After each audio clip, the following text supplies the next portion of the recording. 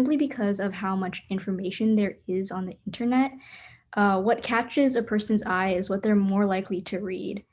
We have kind of selective attention, I would say, and I think that, when we see something just kind of pop out at us, typically we're more inclined to look at it or pay more attention to it. Humans like pretty things, if I want to say it simply. Creators applying aesthetics to Instagram posts may sound superficial, but they have found their dominance on several Instagram accounts seeking to spread social and political messages to its followers. For users and creators, it comes down to the following characteristics of a post that they believe would attract viewers. It has to be clean and simple, eye-catching, have a sufficient amount of colors that will not be overwhelming, legible fonts, and catchy titles.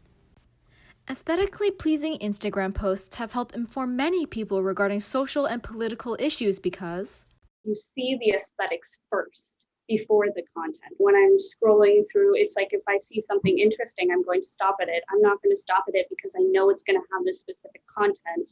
I do think like, especially on like the story side, if your post looks, I guess better, it probably increases like interaction, or like at least people look at it for longer. I don't find that it really has much of an impact. I think it's usually more like the information like within the post that has more of an impact. it has not only helped inform people, but it has prompted them to use their own accounts as a means to spread awareness and promote activism. Their method? Reposting on their Instagram stories. You look at it and you're like, that seems important. And then you click on the post and you read through it. And then you say, oh, that's important. And then you repost it. I repost something when I either think it's funny or I think it's important. It's something that I want other people to see and to know about. According to the Pew Research Center, 48% of younger adults prefer social media as their source of political news. At the same time, 500 million people regularly use their stories feature on Instagram.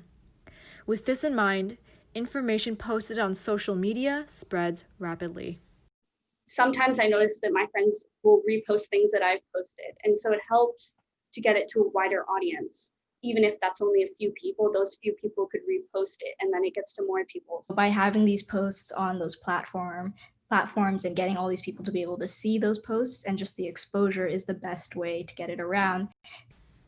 However, what is often overlooked is that because social media is used as a means for receiving news, it sometimes ends up being the only source for information, which poses problems. Typically, when you only look at certain sources, you have this, you don't look at the other side of the story, right? You're not corroborating your information, and then typically, you kind of spread that misinformation on, and it kind of gets really jumbled up in people's minds. I found people will be so swayed by the message of a post that they won't actually see to and check whether the post is actually like legitimate or not. Whether it's certain celebrities trying to inform your decision, or it's certain music that's playing in the background, certain filters, I do think that it can cause people's perceptions to be skewed. It is hard to convey simplicity sometimes when you have a lot of information. I guess in a way, aesthetics can kind of limit how much you can really put on a slide and how much information you can really get out there. What creators need to be doing is deciding what is the most important thing and then give resources so the person can learn more. Many believe that the surge in reposting began after the death of George Floyd, thus initiating a widespread national movement and ultimately an age filled with Insta activism.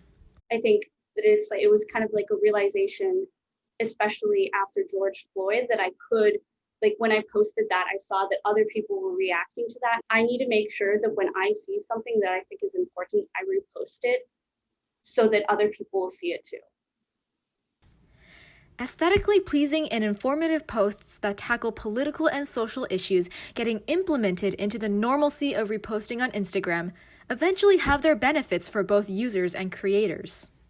I think it can be sort of a negative feeling in some ways, but also something that's really positive and helps inform people. I do think that there were a lot of people that gain some sort of information or like new perspective through it. And I think that's all fine. I think, using, the platforms you have to spread information is fine. If you use an example of George Floyd without the reposting of various different social media content related to him, there wouldn't have been a movement. These posts that I've made, I think for me, it's mainly just cool to be able to get all of this research. I find that I learn a lot of information, and that's pretty cool. And then also I get to hone my skills on designing and whatnot. The utmost goal for accounts promoting their political and social views is to inform and spread a message. Just knowing that there are people around the world that are like you and that there are people out there who can support you, it's very important. I just wanted to create these posts as a way to tell people that you do belong here and you do belong as who you are.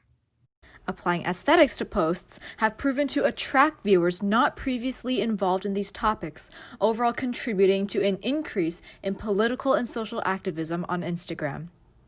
No matter what events occur in the future, it is predicted that the demand for stylistically simple posts will only increase from here.